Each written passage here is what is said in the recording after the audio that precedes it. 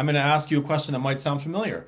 If I gave you a Sure. magic wand, and of course that's one of the questions that we used in the workshop that folks can ask their customers. If I gave you a magic wand, what's the area in your world that you would wave it at and make a problem go away or solve it quickly or just that you didn't have to deal with it? The biggest thing that keeps me up at night are clients that are super quiet. I'd rather know what's going on with my clients. If I have a client that's silent, people tend to get into kind of a relaxed state and think, well, we're great, when in reality we may not be great and they're, moving their service somewhere else in 6 months. So if I had a magic wand, I would figure out like what's the best way to build relationships and build relationships with all of our clients. That's very interesting. And so you don't assume that the quiet ones are really happy or really unhappy. I look back at my notes and you said any insight is better than ignorance. Does that relate to the whole like if you don't know what they're thinking and if they're quiet, that's ignorance and that's not as good as having some connection with them? Exactly. I have multiple, examples of where we thought we were in a good place and come to find out we were not because we weren't asking questions. We assumed no response was a good thing for us. And, I think maybe 15 years ago, I think out in managing accounts, I've been in this field for a very long time, that it was good if no, you didn't hear anything. But nowadays, people want to be engaged.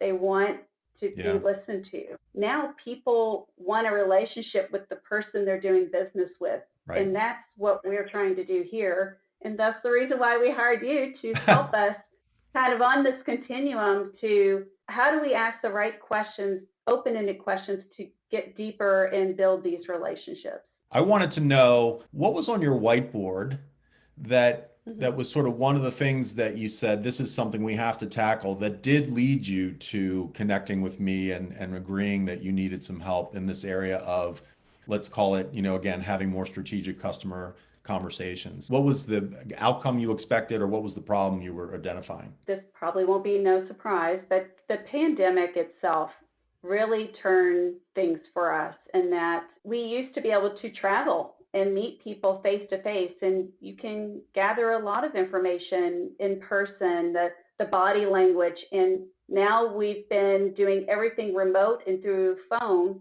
for over a year now. And the one thing that came up to us is that we didn't have as strong of relationships as we thought we had, and Uh, we wanted to, pivot to say like what does the team need, what training to kind of get us to the next level to learn in this new environment that's not going to go away for a while. How right. do we build these relationships? So I think a bit of the pandemic, and then of course, there's always examples of clients where we thought we were in a good shape and then find out we weren't. And, you start looking at all the signs, everything was great. They were quiet, gave us high scores on NPS, but then come to find out there's other layers we were not in touch with that were not happy that, really controlled the budget for those products. So you're looking for sort of virtual relationship building. In other words, I've had some other really senior folks like you talk about this, that you used to be able to go sit back and talk and you talk about other things and you get to know people, you get to know each other. And it's a lot harder to do remotely. And as you said, I think you're right. It's not gonna, this phenomenon is not gonna go away anytime soon because a lot of companies have realized they can get by just fine this way, but to your point, they need to have the skill sets to kind of, level up so that they can do, not let the relationships lag or build them even better than before.